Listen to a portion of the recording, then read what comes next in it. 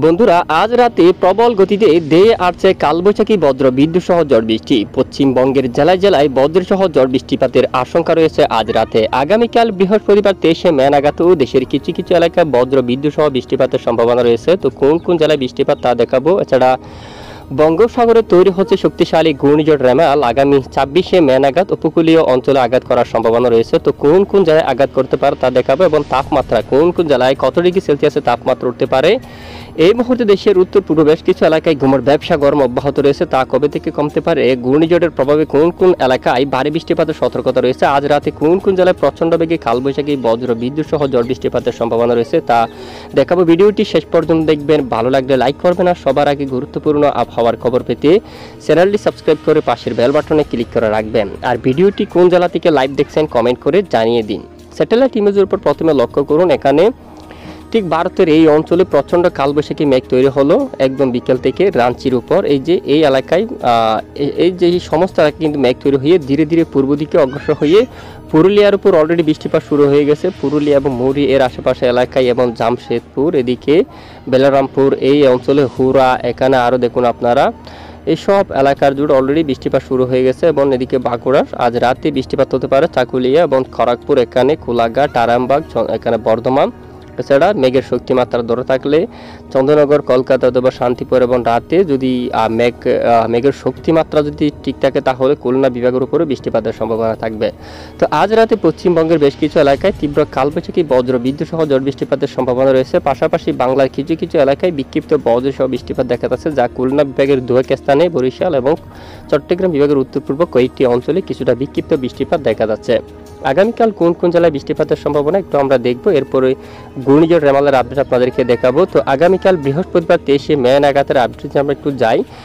দিনের প্রথমার্ধে যদি দেখি বেশিরভাগ এলাকায় আকাশ আংশিক মেঘলা নিয়ে পরিষ্কার থাকতে পারে। পশ্চিমবঙ্গের দিকেও কিছুটা মেঘের আনাগোনা, দু এক অঞ্চলে বিক্ষিপ্ত বৃষ্টি, সব জায়গায় বৃষ্টিপাত নেই। বাংলাদেশের বেশিরভাগ এলাকায় বৃষ্টিপাত না থাকারই সম্ভাবনা, বৃষ্টিপাত থাকার সম্ভাবনা খুবই কম। এবং 23 তারিখ নাগাদ এদিকে বিকেল থেকে রাতের মধ্যে চট্টগ্রাম বিভাগের দু একটি এলাকায় ক্ষুদ্র আকার নিয়ে বিক্ষিপ্ত স্থানীয় মেঘ তৈরি হয়ে বৃষ্টিপাতের সম্ভাবনা দেখা যাচ্ছে। এবং খুলনা, বরিশাল বিভাগের সামান্য কিছু এলাকায়, ঢাকা বিভাগের দু এক এলাকায় কিছুটা বিক্ষিপ্ত বজ্র বিদ্যুৎ সহ বৃষ্টিপাতের সম্ভাবনা থাকবে। বাকি এলাকায় কোনো ধরনের বৃষ্টিপাতের সম্ভাবনা নেই। এবং শুক্রবার যে আপডেট রয়েছে 24শে মে নাগাদ দেখতে পাচ্ছি দেশের বেশ কিছু এলাকায় আকাশ আংশিক মেঘানি পরিষ্কার, তবে দক্ষিণে পাহাড়ি অঞ্চল এবং চট্টগ্রাম বিভাগের কিছু কিছু এলাকায় কালবৈশাখী বজ্র বিদ্যুৎ সহ ঝড় বৃষ্টিপাতের সম্ভাবনা দেখা যাচ্ছে। এবং শনিবার 25শে মে থেকে দক্ষিণের উপকূলীয় অঞ্চলে মেঘলা আকাশ প্রবেশ করতে পারে, যার কারণে কিছু কিছু এলাকায় হালকা মাঝারি বৃষ্টিপাত হতে পারে। এবং এদিকে ঢাকা বিভাগ এবং খুলনা, বরিশাল কয়েকটি অঞ্চলে কিছুটা বজ্র বিদ্যুৎ সহ বৃষ্টিপাত থাকতে পারে। এরপরে 26শে মে নাগাদ রবিবার অলরেডি স্থলভাগে প্রবেশ করতে পারে ঘূর্ণিঝড় রেমাল। এর গতিবিধি কিন্তু পরিবর্তন হতে দেখা যাচ্ছে, এর এই যে গতিপথ কিন্তু অনেকটা পরিবর্তন হয়েছে এই মুহূর্তে। এটি সরাসরি চট্টগ্রাম বিভাগের উপর আঘাত আনার সম্ভাবনা থাকলে ইতিমধ্যে আরেকটু বাঁক নিয়ে সরাসরি পশ্চিমবঙ্গ অথবা বরিশাল এখানে আঘাত করার সম্ভাবনা, যার কথা আমরা আগে প্রত্যেক ভিডিওতে কিন্তু বলেছি। যদি বাঁক নেই এটি সরাসরি উড়িষ্যা অথবা এখানে খুলনা বিভাগের উপর আঘাত করতে পারে, এদিকে পশ্চিমবঙ্গের উপর। তো অবশ্যই ঠিক সেভাবে কিন্তু দেখা যাচ্ছে। যাই হোক, একটু পর আমরা দেখাচ্ছি। তো বৃষ্টির সম্ভাবনা মূলত দেশের উপর তেমন বৃষ্টিপাতের সম্ভাবনা নেই, হালকা কিছুটা বিক্ষিপ্ত বৃষ্টিপাত থাকতে পারে দেশের কিছু কিছু এলাকা জুড়ে। এইবার আমরা বায়ুর যাত্রা মোড় থেকে দেখে নেব যে ঘূর্ণিঝড় কীভাবে তৈরি হচ্ছে বা কবে থেকে এই ঘূর্ণিঝড় আসতে পারে। ইতিমধ্যে দেখতে পাচ্ছি একটি লো প্রেশার অলরেডি লঘুচাপ তৈরি হয়ে গেছে বঙ্গোপসাগর বুকে, যা পরবর্তীতে ধীরে ধীরে আরও শক্তি বাড়াচ্ছে। এই যে দেখুন বাতাসের গতিমাত্রা এদিকে প্রায় 75 কিলোমিটার পর্যন্ত, তবে লঘুচাপের কেন্দ্রীয় স্থলে এখনও বাতাসের দাপট তেমন নেই। তবে এটি পরবর্তীতে যদি ঘুরে ঘুরে যে একটু বাঁক নিয়ে এই যে উত্তর পূর্ব দিকে আগাচ্ছে, এখানে প্রায় আন্দামান সাগরের কাছাকাছি মায়ানমার, এই যে মধ্য বঙ্গোপসাগর, এখানে মধ্য পূর্ব বঙ্গোপসাগর অবস্থান করছে এবং ধীরে ধীরে শক্তি বাড়াচ্ছে। 24 তারিখ নাগাদ একটি নিম্নচাপে পরিণত হয়ে যাচ্ছে। এরপরে বর্তমান রিপোর্ট অনুযায়ী শনিবার 25শে মে নাগাদ এটি সরাসরি ঘূর্ণিঝড়ে পরিণত হওয়ার আভাস কিন্তু দেখাচ্ছে। এবং এরপরে ঘূর্ণিঝড় তৈরি হওয়ার পরে এটি কোন দিকে যাবে দেখুন, শেষ পর্যন্ত এটি এখান থেকে বাঁক নিয়ে ধীরে ধীরে, তবে দক্ষিণের উপকূলীয় অঞ্চল অলরেডি আঘাত করা আভাস কিন্তু আছে কিছুটা। মূলত ঝড়ো বাতাস প্রচণ্ড বেগে থাকার সম্ভাবনা, প্রায় 80 কিলোমিটার বেগে টেকনাফ, কক্সবাজার, উখিয়া, চানমার্টিন এই এলাকার দিকে রয়েছে। এবং কুতুবদিয়া, চকরিয়া বা উপকূলীয় এখানে বেশ কিছু এলাকায় ঠিক ঝড়ো বাতাস থাকার সম্ভাবনা কিন্তু রয়েছে, দমকা বাতাস। এছাড়া 112 কিলোমিটার অথবা যে সর্বোচ্চ দমকা আকারে 120 বা 30 কিলোমিটার পর্যন্ত এর গতিমাত্রা থাকতে পারে। এবং সরাসরি এই যে শক্তিমাত্রা থাকতে পারে চট্টগ্রাম বিভাগের উপর অলরেডি। চট্টগ্রাম বিভাগের পূর্ব দিকে এই যে এখানে লালমোহন, বরিশাল, পিরোজপুর এবং মঠবাড়িয়া কলাপাড়া এই অঞ্চল আঘাত করার সম্ভাবনা রয়েছে শক্তিমাত্রা দিয়ে। ফরিদগঞ্জের উপর সেনবাগ এখানে কিন্তু এর প্রভাব থাকবে অনেকটা বেশি। মূলত এই ঘূর্ণিঝড়ের ডাম পাশে সবচেয়ে শক্তি বেশি দেখা যাচ্ছে এখানে চট্টগ্রাম বিভাগের পূর্ব দিকে, পশ্চিম দিকের বেশিরভাগ এলাকা জুড়ে, এবং সন্দ্বীপে রয়েছে, হাতিয়াতেও রয়েছে, এবং এদিকে লালমোহন কলাপাড়া এসব এলাকায়, মঠবাড়িয়া, পিরোজপুর, বরিশাল, মতিরহাট, ফরিদগঞ্জ এসব এলাকায়, মাদারীপুর, লোহাগড়া, শাইলখোপা, ফরিদপুর, ঢাকা, নাগারপুর এসব এলাকায় প্রচণ্ড বেগে ঝড় বৃষ্টিপাতের সম্ভাবনা কিন্তু দেখা যাচ্ছে, এবং সাথে প্রচণ্ড ঝড়ো হাওয়া। এবং এই যে দেখুন এখানে 115 কিলোমিটার বেগে এটি কিন্তু এখানে আঘাত করতে পারে খুলনা, হালদিবাড়ি এবং এই যে খুলনা এইসব এলাকায়, মূলত এই সমস্ত এলাকায় আঘাত করার আভাস কিন্তু রয়েছে। মূলত একটি বড় এরিয়া নিয়ে এই ঘূর্ণিঝড়টি যেহেতু আসতে যাচ্ছে, মূলত বাংলার বেশ কিছু এলাকায় কিন্তু এর প্রভাব থাকবে, গোটা বাংলা জুড়ে, পশ্চিমবঙ্গের উপরেও কিন্তু এর প্রভাব কিন্তু দেখা যাচ্ছে অনেকটাই। এবার 27 তারিখ দেখুন গোটা রাজ্যের বেশ কিছু এলাকায় শুরু হতে পারে মাঝারি থেকে ভারী বৃষ্টি। তো আগে থেকে পূর্ব প্রস্তুতি নিয়ে রাখবেন। দেখা যাক, এখনও পর্যন্ত ঘূর্ণিঝড়ে তৈরি হয়নি, ঘূর্ণিঝড় তৈরি হওয়ার সম্ভাবনা, এটি খুবই দ্রুত আকারে তৈরি হয়ে সরাসরি আঘাত করার আভাস কিন্তু দেখা যাচ্ছে। এবং এদিকে শক্তিমাত্রা দেখুন রাজশাহী বিভাগের মালদা এবং এদিকে এখানে অনেক অঞ্চলে শিবগঞ্জ সবটুকু এলাকায় কিন্তু শক্তিশালী আকারে কিন্তু দেখা যাচ্ছে এখানে।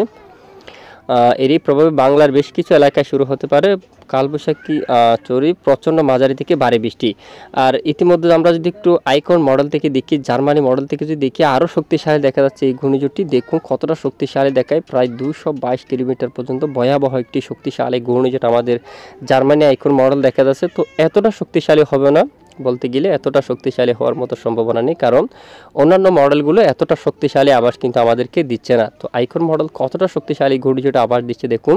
তো এতটা শক্তিশালী কিন্তু হবে না, এর চেয়ে আরও কিছুটা দুর্বল হতে পারে, অনেকটা দুর্বল হতে পারে। প্রায় সর্বোচ্চ 150 কিলোমিটার পর্যন্ত, 150 কিলোমিটার পর্যন্ত ওঠার একটি আভাস কিন্তু রয়েছে। দেখা যাক, পরবর্তীতে আমরা কিন্তু নজর রাখছি, যদি এতটা শক্তিশালী হয় তছনছ করে ফেলবে এখানে উপকূলীয় বেশ কিছু এলাকা। তো দেখুন একদম ভয়ঙ্কর আকারে 200 কিলোমিটার উপরে শক্তিশালী সুপার সাইক্লোনের মতো কিন্তু আভাস কিন্তু দেখা যাচ্ছে আইকন মডেল। তো এরকম শক্তিশালী কিন্তু হবে না, আতঙ্কিত হবেন না বেশি, আমরা নজর রাখছি, তারপরেও সঙ্গে থাকবেন। আর এইবার একটু আমরা যাব তাপমাত্রায় কি খবর এই মুহূর্তে, কোন এলাকায় তাপমাত্রা কেমন। তো ইতিমধ্যে আমরা সরাসরি তাপমাত্রা মোড অবস্থান করলাম। তো দেখা যাচ্ছে আগামীকাল বৃহস্পতিবার 23শে মের আপডেটে তাপমাত্রায় কিছু তাপ বাড়তে চলছে দেশের উপর। ঢাকা বিভাগের উপর 36 ডিগ্রি সেলসিয়াসের তাপমাত্রা থাকতে পারে, খুলনা বিভাগে 25 ডিগ্রি সেলসিয়াসে থাকতে পারে, বরিশাল বিভাগে 35 থাকবে, চট্টগ্রাম বিভাগে 34 এবং পাহাড়ি অঞ্চলে প্রায় 37 ডিগ্রি সেলসিয়াস পর্যন্ত তাপমাত্রা থাকতে পারে। আর পশ্চিমবঙ্গের দিকে কলকাতায় 35, পূর্ব মেদিনীপুর 35 এবং পশ্চিম মেদিনীপুর এখানে 35 পর্যন্ত থাকবে, এবং ধামবাদ এখানে 35, তারপর জামশেদপুর এখানে 36, রাঞ্চি, পুরুলিয়া 35, তারপর এখানে দেওঘরে 34 থাকবে, এবং মুর্শিদাবাদ এখানে 34, নদিয়াতে দেখা যাচ্ছে 34, এবং উত্তর 24 পরগনা 34, দক্ষিণ 24 পরগনা 35 পর্যন্ত থাকার সম্ভাবনা।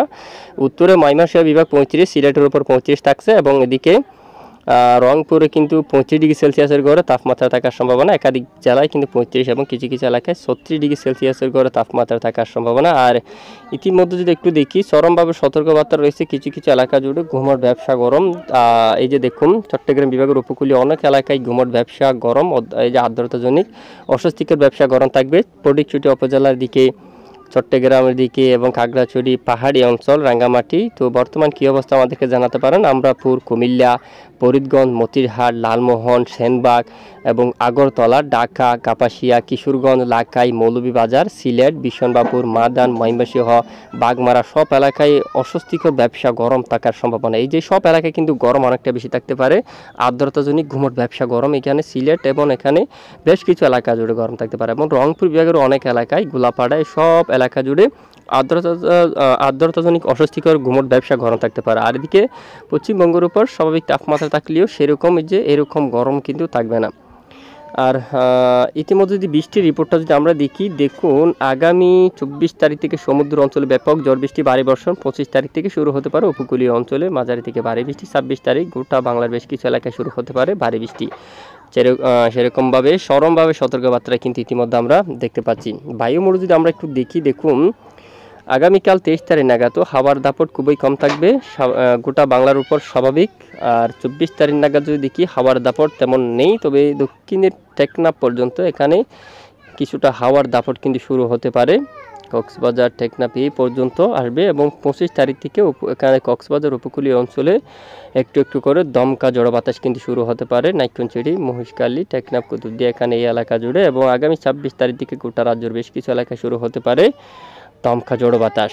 তো এ হচ্ছে আজকের রিপোর্ট। এতক্ষণ আমাদের সাথে থাকার জন্য ধন্যবাদ।